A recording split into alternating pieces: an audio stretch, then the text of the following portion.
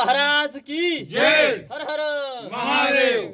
शिवरायांच्या पदस्पर्शाने पावन झालेल्या पवित्र अशा रायगड भूमीत आपल्या सर्वांचं सहर्ष स्वागत माझ्यावर करतो. माझं नाव आहे तानाजी महादेव अवकिरकर.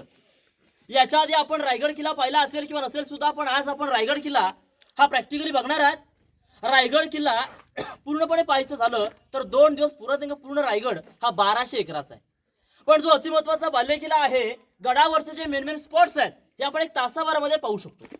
साहेब, रायगड किल्ल्याची समुद्रसपाटीपासूनची उंची 2851 फूट आहे आणि पायथ्यापासूनची उंची ही 1350 फूट आहे. आता महाराजांनी रायगड किल्ला हा 15 मे 1656 मध्ये जावळीचे चंद्रराव मोरे यांच्याकडनं जिंकून घेतला. हे जावळीचे मोरे हे मुळात आदिलशाहचे सरदार होते.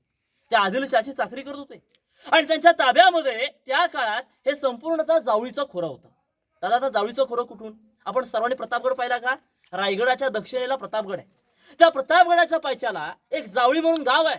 त्या जावळीपासून उत्तरेस असलेल्या कोकण द्वीपापर्यंत जो काही भूभाग लागतो, या भूभागाला जावळीचं खोरं असं म्हटलं गेलेलं आहे. आणि जावळीचं खोरं त्या का साहेब एवढं घनदाट जंगल होतं की असं म्हटलं गेलंय की अस्वलीच्या केसामध्ये सोडलेली एखादी ऊस सापडू शकते, परंतु जावळीच्या खोऱ्यामध्ये सोडलेले 2 मोठमोठे बालाडे देहाचे हत्ती सुद्धा सापडणार नाहीत. एवढं घनदाट जंगल, जमिनीपर्यंत पोहोचत नव्हती, एवढं घनदाट जंगल. आणि जंगल होतं जावळीच्या चंद्रराव मोऱ्यांकडे, आणि मोरे म्हणजे आदिलशाहचा सरदार. आता महाराजांना हे जावळीचं खोरं आपल्या स्वराज्यामध्ये आणायचं होतं. मग महाराजांनी काय केलं? सर्वात आधी या जावळीच्या मोऱ्यांना एक प्रेमाने पत्र पाठवलं की जावळीचे मोरे, तुम्ही आमच्या स्वराज्यामध्ये सामील व्हा. आपण दोघे मिळू आणि हिंदवी स्वराज्य निर्माण करू. पण जावळीचा मोरे उर्मट होता, उद्धट होता, गर्विष्ठ होता, घमंडी होता. त्याने त्यावेळी शिवरायांनाच एक उलट पत्र पाठवलं आणि त्या पत्रामध्ये काय लिहिलंय की तुम्ही कसले राजे, तुम्ही केव्हा राजे झालात? स्वतःला राजे राजे म्हणणारे तुम्ही आहात तरी कोण? या जावळी प्रांताचे खरे राजे आम्ही आहोत. अहो, तुम्ही याल जावळी तर जाल गोळी. तुम्हाला उद्या यायचं असेल तुम्ही आजच या. तुमच्या स्वागताला आम्ही दारू गोळा तोफखाना हा सज्ज करून ठेवलाय. असं पत्रात लिहून आपल्या राजांशी युद्धाचं चॅलेंज केलं. आता मात्र क्रोधित होऊन राजाने आपले निवडक 145 सरदार निवडले आणि या जावळी प्रांतावर आक्रमणासाठी पाठवले. 145 सरदारांनी जावळी प्रांताला 3 वेळा वेढा दिला आणि या वेड्यामध्ये चंद्रराव मोरेचा भाऊ हनुमंतराव मोरे प्रतापगडाच्या पायथ्याला मारला गेला. त्याचा वध झाला. चंद्रराव मोरे घाबरला. त्याला वाटलं शिवराय या ठिकाणी आपला देखील वध करणार, आपल्यालाही मारणार. त्यामुळे तो 15 मे 1656 महाराजांना शरण आला आणि 15 मे 1656 हे जावळीचं खोरं हे महाराजांच्या ताब्यात आलं. महाराजांनी जावळी जिंकली, महाराजांनी रायरी जिंकली. अहो, महाराजांनी हा रायगड जिंकला. ज्यावेळी महाराजांनी हा किल्ला जिंकला त्यावेळी हा फक्त एक डोंगर होता, पण जिंकल्यानंतर या ठिकाणी 14 वर्ष बांधकामं केली. 14 वर्षात काय काय बांधलं? 11 तलाव, 84 पाण्याच्या टाक्या, 350 इमारती. तुम्ही रोपवेने आलात, रायगडाची मागील बाजू आहे, रायगडाची समोरील बाजू, जी लोक 2000 पायऱ्या चढून पायी मार्गाने गडावरती येतात ती रायगडाची समोरील बाजू आहे. पण खरं सांगायचं झालं तर रायगड बघावा तर पायीच यावं, कारण जोपर्यंत आपल्या डोक्याचा घाम हा पायापर्यंत जात नाही तोपर्यंत या रायगडाचं महत्व कळत नाही. आता आपण सर्वजण ज्या दरवाजाने साहेब किल्ल्यामध्ये प्रवेश केला, या दरवाजाला म्हटलं गेलेलं आहे मेना दरवाजा.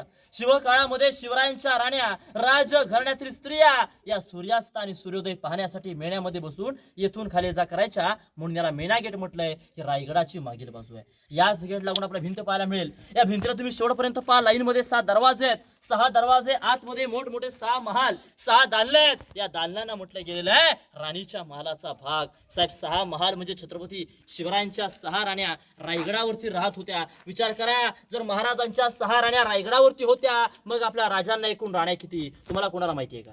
तर महाराजांना एकूण 8 राण्या होत्या. महाराजांनी 8 राण्या का केल्या? तर शिवरायांनी त्या काळात काही नामवंत सरदारांच्या मुलीशी लग्न केली, कारण शिवरायांकडे सैन्यदल कमी होतं. आपलं सैन्यदल वाढावं, सोयीर संबंध वाढावा, स्वराज्य वाढीसाठी आपल्या राजांनी 8 राण्या केल्या. इथं पाहता तुम्हाला 6 पाहायला मिळत आहेत. मग त्यांच्या उर्वरित 2 राण्या कुठं राहायच्या?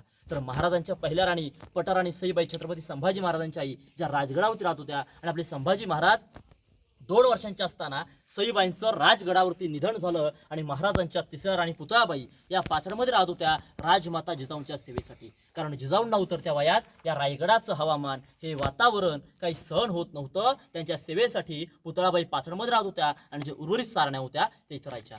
महाराजांच्या 8 राणीची नावं होती सईबाई, सोयराबाई, सगुणाबाई, सकवारबाई, काशीबाई, गुणवत्ताबाई, पुतळाबाई, लक्ष्मीबाई अशी महाराजांच्या 8 राणीची नाव होती. यापैकी 6 राण्या रायगडावरती राहायच्या तर 2 राण्या या खाली राहायच्या.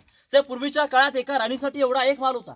असे 6 राण्यांच्या आपल्याला लाईन मध्ये सामार पाहायला मिळतील. या महालाची रचना अशी आहे, हा पहिला चौथरा हॉल आहे, त्याच्या पुढचा चौथरा बेडरूम आहे, एकीकडे खिडकी होती हवा खाण्यासाठी आणि एक साईडला होते अटॅच टॉयलेट बाथरूम. आता अटॅच संकल्पना आताची आहे का? नाहीये, शिवकाळातली आहे. इंग्रज भारतात आले, त्यांनी भारतातील हे दगडाचं भांड पाहिलं, तिकडे गेले, मॉडिफाय केलं, आपल्यालाच परत पाठवलं. आपण काय म्हणतोय? वेस्टर्न टॉयलेट कमोड इंग्रजांनी बनवलं, पण त्यांनी फक्त कॉपी केलंय. निर्माण तर 350 वर्षापूर्वी आपल्या राजानं करून ठेवलंय. 350 वर्ष 350 वर्षापूर्वी. आणि त्या काळात दगडाचं भांड आलं की पाहून आलात, हे त्या काळात दगडाचं भांड होतं. सर आता इमारती पाहिल्या ना, त्यामुळे मनामध्ये काय 2 प्रश्न येतील. पहिला प्रश्न असा की पूर्वीच्या काळात या इमारतींच्या वरती काय छप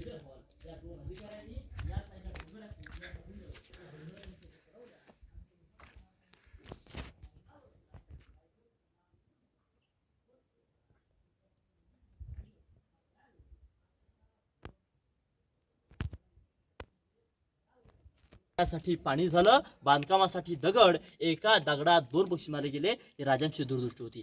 आज आपण बांधकामासाठी जोडण्यासाठी वाळवंट सिमेंटचा वापर करतो. शिवकाळामध्ये बांधकाम जोडण्यासाठी गुळ, चुना आणि शिस या 3 पदार्थ उपयोग केलेला आहे. रायगडाचे आर्किटेक्ट हिरोजी इंदुलकर यांनी गडाचं काम पूर्ण केलं, तुम्हाला पाहायला मिळेल. आता आपण पुढे जाऊन धान्यगड मंत्रिमंडळाची माहिती घेऊयात. बोला छत्रपती शिवाजी महाराज. हा जो चौथरा आहे याला हॉल म्हणतात. पुढे एक माल होता. असे 6 राण्यांच्या आपल्याला लाईने सामार पाहिजे, सगळे माल सारखेच, सगळ्याची रचना जसा पहिला तसा दुसरा. दगडी काम शिवकाळातलं, विटाचं काम पेशवे काळातलं, त्या साईडला टॉयलेट, एक साईडला खिडक्या आणि समोर हॉल आणि बेडरूम. सगळ्याची रचना पहिला दुसरा सगळे सारखेच आहेत. त्यामुळे इथून पुढे आपण धान्याचं कोटर पाहायला बाहेर जाऊया. महाराजांच्या नवऱ्यांचं त्यांनी खूप मेहनत घेतली हा गड बनवण्यासाठी. आणि हो आपल्याला हा गाईड जो माहिती देतोय, खूपशी छान अशी माहिती आपण तिथं आम्हाला मिळत आहे. सर सांगा. सर बघा, चौथरा आपण उभे होत ना, या चौथऱ्याला म्हटलं गेलेलं आहे दासीवटा. दास्या म्हणजे आजच्या काळात नोकर चाकर. शिवरायांच्या राण्यांच्या का दास्या होत्या इथं राहायच्या. म्हणजे राणीला कोणतंही काम करायचं असेल तर राणी आपल्या दास्याला काम करून घेई. याला दास्यांची घर, दासीवटा, अर्थात याला सर्वंट क्वार्टर्स म्हटलं की सगळी नोकर चाकरांची घर आहे. या साईडला खाली काय पडलेले वाडे म्हणजे अष्टप्रधान मंडळांचे वाडे. महाराजांचे एकूण 8 मंत्री, 8 मिनिस्टर्स होते आणि इथूनच ते 365 गडांचा कारभार पाहिजे. जसा आज देशाचा कारभार दिल्लीमध्ये मंत्रालयात चालतो, 350 वर्षापूर्वी 365 गडांचा कारभार केलेल्या मंत्र्यांचे वाडे हे तुम्हाला समोर पाहायला मिळतील. हे चांगल्या अवस्थेमधले 4 वाडे आहेत. त्या झाडाच्या वरती तुटलेला 5 आणि त्याच्या खाली पडलेले आणखी 3 आहेत. असे 8 मंत्र्यांचे 8 वाडे या ठिकाणी तुम्हाला लाईनमध्ये पाहायला मिळतील. या असलेला काही जाळल्यांचा कोठार किंवा कैद्यांची कोठडी. म्हणजे रायगड किल्ल्यास जर कोणी वेढा दिला तर गडावरती राहणाऱ्या लोकांना कमीत कमी 3 महिने पुरेल एवढं धान्य शिवराय येथे आधीच आणून ठेवायचे. परंतु शिवराय नंतर म्हणजे 1733 नंतर या ठिकाणी पेशवे आले आणि पेशव्यांनी याचा वापर हा कैद्यांची कोठडी म्हणून केला. म्हणजे जो गुन्हा करेल त्याला 7 दिवस याच्या आतमध्ये डांबून ठेवायचं. त्याने जर त्याचा गुन्हा आठवशी कबूल नाही केला, त्याला इथून बाहेर काढायचं, पोत्यामध्ये भरायचं आणि त्या पोत्याचं तोंड बांधून गडाचं उत्तरेचं टोक टकमक टोक त्या टोकावरून खालच्या दरीमध्ये फेकून द्यायचं. तात्काळ शिक्षा. याला धान्यांचं कोठार किंवा कैद्यांची कोठडी म्हटलं गेलं. पहिला खटा 22 फुटाचा आहे, मधला खटा 20 फुटाचा आणि त्याच्या पुढचा खटा हा 15 फुटाचा आहे. आपण कधी कोल्हापूरमध्ये पन्हाळा किल्ला पाहिला का? जर पाहिला असेल तर तिथं धान्यांच्या कोठऱ्या 3 आहेत, गंगा, यमुना आणि सरस्वती. 55 फूट खोलीचे आहेत. त्या ठिकाणचं त्याने वरून टाकलं ना की खालून काढायला बाजूने रस्ते आहेत, पण इथं बाजूने रस्ते नव्हते. इथं त्याने वरून टाकलं की ते वरूनच लाकडी शिडीनं बाहेर काढलं जायचं. हे एकदा आतमध्ये बघून घ्या, मग आपण राजांच्या वाड्याकडे जाऊया. पाहताना जपून ना, खाली का पडलं तर बाजूनी पहारेकरांना ही जागा होती बसण्याची, म्हणजे तिथे त्याचं संरक्षण करणारे आणि आम्ही मुंबई पुण्याला कामाला कोकणातली सगळीच महाराजांच्या आशीर्वादामुळे आमचं गाव गावात आहे. तर दादा वरती चप्पल काढू. शिवाजी महाराज की जय. सर बघा, आता या भिंतीपासून तर त्या शेवटच्या भिंतीपर्यंत आपण जर पाहिलं तर या 2 भिंतीच्या मध्ये आपल्याला लाईन मध्ये 4 चौथरे पाहायला मिळतात. चौथरा समजतो ना मोठा दादा. या 4 चौथऱ्यांच्या मध्ये हा जो पहिला चौथरा आहे हा अतिशय महत्वाचा आहे. कारण हा चौथरा म्हणजे आपल्या राजांचा राहता राजवाडा, जो पूर्वीच्या काळात 2 मजली होता. याच्यावरती पूर्ण सागाचं छत होतं, कुंभारनगरची कौलं होती, हल्ला झाला, आधी उद्ध्वस्त झाला. आणि या वाड्यामध्ये आपले राजे आपल्या आयुष्याची शेवटची 10 वर्ष राहिले, 1670 ते 1680. आणि शेवटी याच वाड्यामध्ये, याच महालामध्ये आपल्या राजांचं निधन झालं, देहांत झाला 3 एप्रिल 1680 मध्ये. आणि त्यांच्या देहचिती लागली. इथून 1.5 किलोमीटर महाराजांची समाधी आहे, ज्या 1630 मध्ये. आणि 1680ला या वाड्यामध्ये निधन. आता 1630 ते 1680 अंतर किती हो? 50 वर्ष. तुम्ही आजच्या काळामध्ये बघा, आपल्या वयाची 20 वर्ष खेळण्यात किंवा शिक्षणात अशीच निघून जातात. उरले 30 वर्षामध्ये आपण आपल्याला हवं तसं म्हणजे स्वतःच्या मनासारखं स्वइच्छेचं एखादं घर देखील भरू शकत नाही. पण छत्रपती शिवरायांनी वयाच्या 30 वर्षात 365 किल्ले जिंकून अवघं हिंदवी स्वराज्य निर्माण केलं होतं. किती महान असेल तो राजा. आणि या वाड्यामध्ये, या महालामध्ये आपल्या राजांचं निधन झालं 3 एप्रिल 1680 मध्ये. अनेक राजे होऊन गेले, बाबाच्या गादीवरती बसून गेले, पण स्वतःची गादी स्वतः निर्माण करणारा एकमेव राजा ते म्हणजे आपले छत्रपती शिवाजी महाराज. शिवरायानंतर छत्रपती संभाजी महाराज देखील 9 वर्ष या वाड्यामध्येच राहिले. याच वाड्यामध्ये छत्रपती राजारामाचा विवाह संपन्न देखील झाला. आणि ज्यावेळी आपला राजमाता जेव्हा गडावरती यायच्या ना, तर त्या सुद्धा वाड्यामध्येच राहायची, पवित्राची जागा आहे. कारण सगळ्यांच्या पाऊल खुणा या वाड्याला लागलेल्या आहेत. त्यामुळे येणारे लाखो शिवभक्त इथली माझ्या आपल्या कपाळ लावून जातात. त्याच्यापेक्षा पवित्र तीच स्थान नाहीये. हा प्रशस्त वाडा त्या काळात 2 मजली होता. या साईडला बघा, वाड्यालगत असलेल्या पाण्याच्या टाक्याच आहेत. त्या टाक्यांमध्ये पाणी हे कावडीने भरायचं. कावड माहिती आहे ना? या साईडला खाली गंगासागर तलाव आहे. त्या गंगासागरातून कावडीने पाणी आणायचं, याच्यामध्ये ओतायचं. ही दगडामध्ये तयार केली पाण्याची टाकी देणे त्यांनी बनवलं असेल, पण त्यांनी फक्त कॉपी केलंय. निर्माण तर 350 वर्षापूर्वी आपल्या राजानंच करून ठेवलं. हे त्या काळच्या राजांचं अंघोळीचं ठिकाण. आता समोर आपण मुदपाखाना म्हणजे स्वयंपाकघर पाहूया. हा पहिला चौथरा बघा. आता पहिला चौथरा पण पहिला राजांचा वाडा होता. त्यानंतरचा दुसरा चौथरा म्हणजे त्या काळातला मुदपाकखाना, त्या काळातलं राजांचं स्वयंपाकघर. शिवकाळामध्ये राजघराण्यातील लोकांसाठी जो काही स्वयंपाक व्हायचा तो सगळा या ठिकाणी व्हायचा. हा संपूर्ण चौथरा. त्यांची बैठक व्यवस्था, जेवणाची वगैरे सगळे इथं असायची. या सगळ्या उखळ तुमच्या गावच्या घरात असेल, आपण त्याच्यावर ना खरबता वगैरे म्हणतो आपण, त्या काळात उखळ आहे. आता त्या काळात उखळी मोठमोठी असायची, जाती असायची, पण सगळं म्युझियमला जमा केलेली आहे. छोटी मोठी उखळ तुम्हाला या ठिकाणी अशा स्वरूपात बघायला मिळतात. आणि आजूबाजूच्या खिडक्या पाहताय ना, त्या खिडक्या म्हणजे त्या काळातल्या टेहळणी बुरुज, पहारा देण्याची जागा. जे पहारेकरी लोक होते ते उभा राहून पहारा द्यायचे. हे पहाऱ्यांची जागा, पहारेकरांची जागा.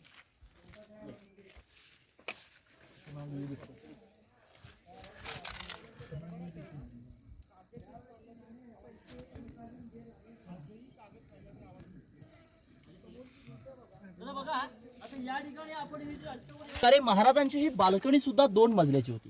आणि विशेष म्हणजे याच्या वरच्या मजल्यावर पूर्वीच्या काळात पूर्ण 8 किल्ल्यांचं दर्शन व्हायचं. जसं की तोरणा, राजगड, लिंगाणा, मकरंदगड, माणगड, चांभारगड, प्रतापगड, महाबळेश्वर. 8 किल्ले दिसायचे. परंतु वातावरण चांगलं असावं लागतं. धुक्याचं वातावरण नाही पाहिजे. तुम्ही इतर दिवशी उन्हामध्ये जर आला तर इथून आज सुद्धा किल्ल्यावरून तुम्हाला हे 8 किल्ले दर्शन होतं, पण क्लायमेट चांगलं असावं लागतं. समाधी सारून 3-4 किल्ले दिसतात, या साईड 2 किल्ले दिसतात, असे 8 किल्ले इथून आजही दिसतात. परंतु क्लायमेट चांगलं पाहिजे. दादा आता पलीकडच्या साईडला ते विटांची खोली पाहायला मिळते का तिकडे? ती विटांची खोली म्हणजे टाकसाळ आहे. म्हणजे शिवरायाचे नाणी, मुद्रा, होण, कॉइन्स तयार करायचे हे त्याच्या आतमध्ये तयार करायचे. आपल्या राजांची राजमुद्रा होती. आपण सर्वांनी पाहिली असेल, वाचले असेल, ज्याच्यावरती अक्षर आहेत की प्रतीपचंद्र लेखे वर्धिष्णू विश्ववंदिता शाह सुनो शिवस्य शाह मुद्रा भद्रा या राजते. या राजमुद्रेचा अर्थ असा होतो की जसा प्रतिपदेचा चंद्र कलेकलेने वाढतो, त्याचप्रमाणे शहाजी राजांचे सुपुत्र छत्रपती शिवाजी महाराज यांचं स्वराज्य देखील या चंद्राच्या कोरीप्रमाणे वाढत जावं, असा राजमुद्रेचा अर्थ होतो. तिचं बनवण्याच्या विटांची खोली तुम्हाला पलीकडच्या साईडला बघायला मिळेल. आपण इमारत पाहिली बाल्कनी. या बाल्कनी सारखेच आहे बघा. खाली 2 स्तंभ दिसतात का? या 2 स्तंभांमध्ये पलीकडचा छोटा स्तंभ आहे तो म्हणजे विजय स्तंभ. म्हणजे महाराजांनी आपला कोणताही किल्ला जिंकला किंवा कोणत्याही गोष्टीवरती विजय मिळवला, एक विजयाचं प्रतिमा भगवाच्या फडकलेले विजय स्तंभ आहेत. आणि बाजूचे सब तोरणोरे 7 मजली होते. हे शिवरायांच्या राण्यांना हवा खाण्यासाठी होते. आता मी जे सांगतोय तो नजरेसमोर ना, मी म्हटलं की विजय स्तंभ 5 मजली. साहेब तो वरचा तुटला तो दुसरा आहे, त्याच्यावरती अजून 3 मजले होते. त्याच्या हाईटची कल्पना करा. त्याच्यापेक्षा उंच बाजूचा हा वरचा तुटलाय तो तिसरा आहे, याच्यावरती अजून 4 मजले होते. याच्या हाईटची कल्पना करा. आणि दादा पूर्वीच्या काळात त्याच्या 7व्या मजल्याच्या वर एक मोठी पाण्याची टाकी असायची. पाण्याच्या टाकीमधून तांब्याच्या पाईपलाईननं पाणी खाली आणून प्रत्येक मनोऱ्याच्या मध्यभागी कारंजे तयार केले होते, इलेक्ट्रिसिटी नसताना. हा जो मनोरा आहे आतल्या साईडनं पूर्णपणे पैठणी कापडानं, मखमली पडद्यानं, मशालीच्या उजेडानं सजलेला होता. आणि त्याला बाहेरच्या साईडनं बघा छोटे छोटे होले देवळ आहेत. ह्या देवळांमध्ये दिवे लावले जायचे. 7 मनोऱ्यात 366 दिवे लागायचे. आता नजरेसमोर ना की ते 5 मनोरे सजलेत, हे 7 मनोरे सजलेत. आतमध्ये कारंजे उडत आहेत, मशाली पेटलेल्या आहेत, बाहेरच्या साईडनं 366 दिवे लागलेत. आणि या साऱ्याचं प्रतिबिंब खाली जो मोठा तलाव आहे गंगासागर त्या पाण्यामध्ये पडलंय. आणि आपण हे सर्व समोरून पाहतोय. विचार करा त्या काळात रायगडाचं कसं असेल. ही रायगडाची समोरची बाजू. आणि दादा खाली जो मोठा तलाव दिसतोय ना, या तलावाचं नाव आहे तीर्थ गंगासागर तलाव. शिवरायांचा राज्याभिषेक सोहळा रायगडावरती पार पडला 6 जून 1674 मध्ये. राज्याभिषेकाला काशीवरनं गागाभट्ट आले होते.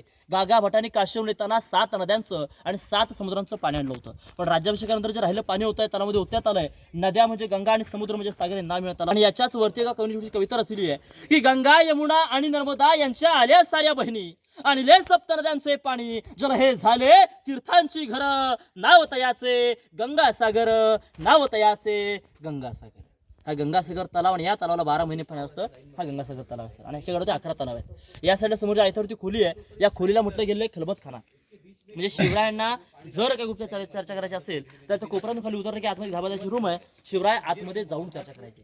आपल्या राजांचे गुप्तचर होते बहिर्जी नाईक. बहिर्जी म्हणजे बहुरूपी, जे कोणती वेशभूषा धरून गडावरती आहेत आणि त्याने कुठल्याही गावा केलेल्या गुपित बातम्या असतील ना राजामध्ये पोहोचवायची, याला खलबतखाना असं म्हटलं गेलेलं आहे. म्हण आहे की भिंतीलाही कान असतात, त्यामुळे जमिनीच्या खाली चर्चा केल्याची खलबतखाना मला या ठिकाणावरती बघायला मिळते. आणि हा जो मोठा चौथरा आहे ना सर, हा चौथरा म्हणजे सचिवालय. म्हणजे शिवरायांच्या त्यांच्या मंत्रिमंडळांसोबत या सभा मिटिंग या ठिकाणी व्हायची. आपण पाहतोय दिल्लीच्या लाल किल्ल्यावरती दिवाणी आम आहे, दिवाणी खास आहे. शिवरायांची काही खास लोक होती, मंत्रिमंडळ होतं, त्यांच्या सोबत काय सभा असली की समोर परिवार छोटा चौथरा आहे त्याच्यावरती व्हायची. त्याला म्हणते दिवाणी खास दफ्तरखाना. आणि आम जनतेसोबत सभा असली की तो आम दरबार म्हणजे राज दरबार पाहिला. याच्या पुढे आपण जाणार.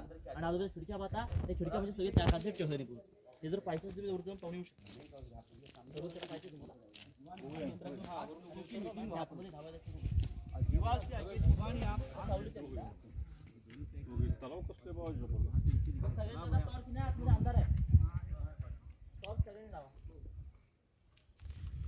काढतो काही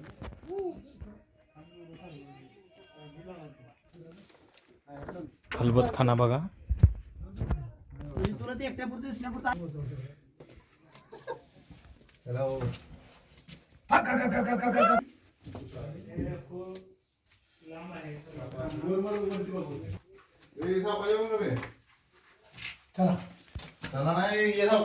गेलं गेलं दिसलं की हा खलबतखाना आहे.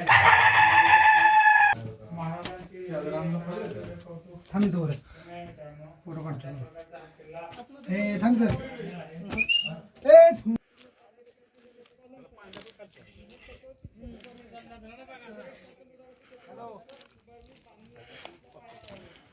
नजराना बघा म्हणलं किल्ल्याचा.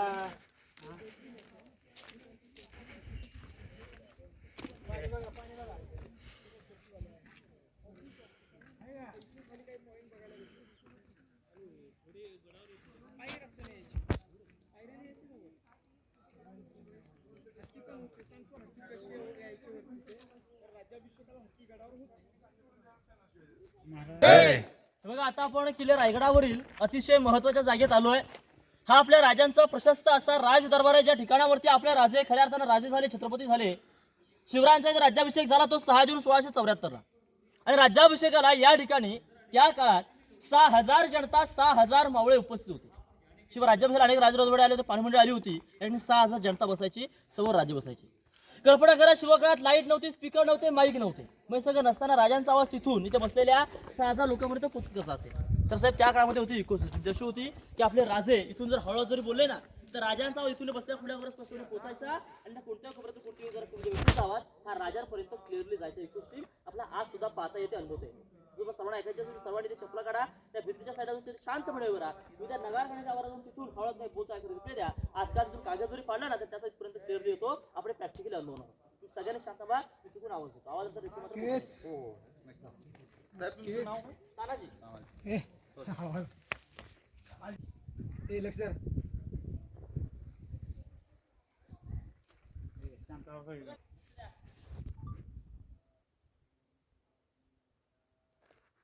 जय महादेव. जय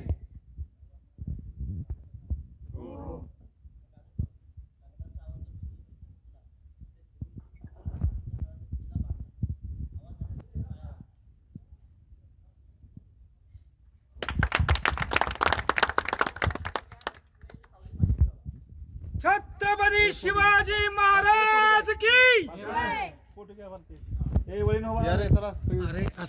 राज्याभिषेक झाला 6 जून 1674 मध्ये.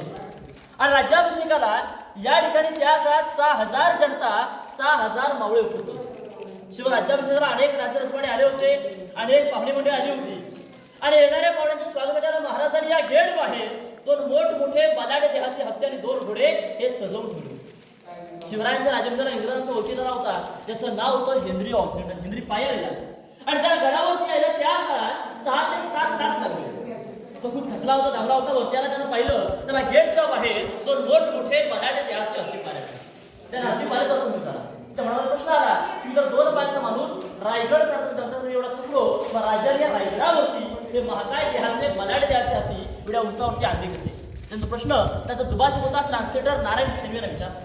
नारायण शेणी म्हणतायत की आमच्यापेक्षा हुशार तर आपण आहात, या प्रश्नाचं उत्तर तुमचं तुम्ही शोधून काढा. आता तो इंग्रजी बोलणारा माणूस, आपली मराठी माणसं त्याला त्याचं हे उत्तर देणार कोण? त्यांचा प्रश्न जसा तसा लिहून ठेवला आणि त्याचं उत्तर काही इतिहासकार देत आहे की शिवराय एवढे बुद्धिमान चराकडे हुशार होते की शिवरायांनी ती हत्तीची पिलं लहान असताना पालखीमध्ये बसवून गडावरती आणली होती आणि त्यांचं संगोपन हे इथल्या हत्तीगाड्यामध्ये केलं. जर पाहायला गेलं तर एकाच किंवा 3 वर्षामध्ये परिपूर्ण होते. रायगड बांधायला 14 वर्ष लागली. म्हणजे हत्तीची लहान पिलं आणायची आणि ती मोठी झाल्यानंतर काय वापर करायचा हे आपल्या राजांची दूरदृष्टी. त्या इंग्रजाला काय करणार? महाराजांनी हत्ती आणली. आपण मूर्तीचे चित्र पाहतोय. या छत्राला म्हटलं गेलेलं आहे मेघडंबरी आणि ती मेघडंबरी भारताचे 7वे राष्ट्रपती ग्यानी झैलसिंग यांनी 1985 मध्ये बसवली. आणि आतमध्ये जी मूर्ती पाहता ती 6 जून 2009 मध्ये शिवरायांचे 13वे वंशज कोल्हापूरचे शिवराज छत्रपती संभाजीराजे भोसले आणि आतील मूर्ती 7 जून 2009 मध्ये बसली. शिवरायात त्या ठिकाणी 32 पण सुवर्ण सोन्याचं सिंहासन होतं. एक मन म्हणजे 40 किलो 1280 किलोचं रत्न जडित सुवर्ण सोन्याचं सिंहासन. 1689 मध्ये औरंगजेबाचा सरदार इतिगत खान, ज्याला जुल्फिकार खान म्हटलं जातं, त्याने ते घणाचे घाव घालून वितळवून पूर्णतः लुटलं होतं. आता महाराजांच्या राज्याभिषेकाचं वर्णन त्या हेनरी ऑक्झिंडनने लिहून ठेवलं होतं. तर काय लिहिलं होतं की राज्याभिषेकाच्या वेळी हा जो दरबार आहे हा पूर्णपणे बंदिस्त दरबार होता. याच्यावरती पूर्णतः सागाचं छत होतं. वर होती कुंभारमेळची मातीची गोल आकाराची कवडं. आतमध्ये पूर्णतः पैठणी कापडं, मखमली पडदे, मशालीचा उजेड आणि गोंड्याच्या पूर्ण सजलेला राजांचा हा भव्य दिव्य दरबार. आणि अशा सजलेल्या दरबारामध्ये त्या तेवत्या मशालींच्या उजेडामध्ये या ठिकाणी 6000 मावळे आपल्या डोक्यांवरती भगवे फेटे घालून, आपल्या कमरेला शेला गुंडाळून, गळ्यांमध्ये कवड्याच्या माळा घालून, आपल्या पिळदार मावळे आपल्या डोक्यांवरती भगवे फेटे घालून अखेर कसे दिसत असते. तो दिवस उजळला. राजे शनिवारी पहाटे 4 वाजता उठले, स्नान केलं, वस्त्र परिधान करून राजे जगदीश्वराच्या दर्शनास गेले. जगदीश्वराचं दर्शन घेतलंय आणि भवानी मातेला नतमस्तक होऊन गडदेवता शिरकाई देवीला साकडं घालून राजमाता जिजाऊंना वंदन करून आपले राजे पहाटेच्या प्रहरी या नगार जिल्ह्यातून आतमध्ये आले. राजे आतमध्ये येताच ते जमलेल्या या 6000 मावळ्यांनी एकदम उठून आपल्या डोक्यांवरचे भगवे फेटे काढून आपल्या राजांना विवार मनाचा मुद्रा केला, फुलांचा वर्षाव केला, सुवासिनींनी ओवाळण्या केल्या, राजांची दृष्ट काढण्यात आली. राजांची एक नजर आपल्या भरलेल्या त्या 32 मनाच्या सुवर्णाच्या सिंहासनाकडे, एक नजर इथे जमलेल्या या 6000 रयतेकडे, या 6000 मावळ्यांकडे. राजाने या 6000 रयतेकडे पाहिलं आणि राजांचं अंतःकरण भरून आलं. पाय थरथरू लागले, डोळ्यातून अश्रू येऊ लागले. राजाला रडायचं नसतं, मग राजांच्या डोळ्यात असतो का? राजांचं पाय थरथरण्याचं कारण काय? कारण होतं मावळा एकही सरदार आज आनंदाच्या सोहळ्याला त्याला सदा पाहायला सुद्धा मिळत नव्हता. त्याला या ठिकाणी काय पाहायला मिळत होतं तर त्या सरदारांच्या इथं बसलेल्या त्या विधवा बायका, त्यांची ती लहान लहान लेकरं हे पाहिलं आणि राजांचं हृदय भरून आलंय. महाराज भरलेल्या हृदयानं लटकत्या पावलानं सिंहासनाच्या पाऱ्यात सोड लागलंय आणि त्या सिंहासनाच्या पाऱ्यात म्हणतात की आऊसाहेब या हिंदवी स्वराज्याच्या पाऱ्यात जमासामचे मावळे आठवतात. आम्ही ज्या वीरांच्या जीवावर हिंदवी स्वराज्य निर्माण केलं, तो जीवाभावाचा एकही मावळा, एकही सरदार आज आनंदाच्या सोहळ्याला आम्हाला पाहायला सुद्धा मिळत नाही. आऊसाहेब आम्ही हिंदवी स्वराज्याची पहिली पायरी चढतोय. राज लाख गेले तरी चालतील पण त्या लाखाचा पोशिंदा जगलाच पाहिजे असे म्हणणारे बाजीप्रभू देशपांडे. दुसरी पायरी चढतोय ह्या दुसरीच्या खिंडी नुकताच मारला गेलेला माझा प्रतापराव गुजर. आणि आऊसाहेब आम्ही हिंदवी स्वराज्याची तिसरी पायरी चढतोय. राज आधी लगीन मोठाण्याचं मग माझ्या राईबाचं असं म्हणणारे नरवीर तानाजी मालुसरे अशा असंख्य वीरांची नावं घेत राजे लटकत्या पायानं सिंहासनावर झाले. राजांच्या हातात विष्णूची मूर्ती दिली. विष्णू हा जगाचा पालक. गागा भटांनी आणलेल्या 7 नद्यांच्या 7 समुद्रांच्या पाण्याने जला विजय झाला. 1000 मोहरा उधळल्या गेल्या.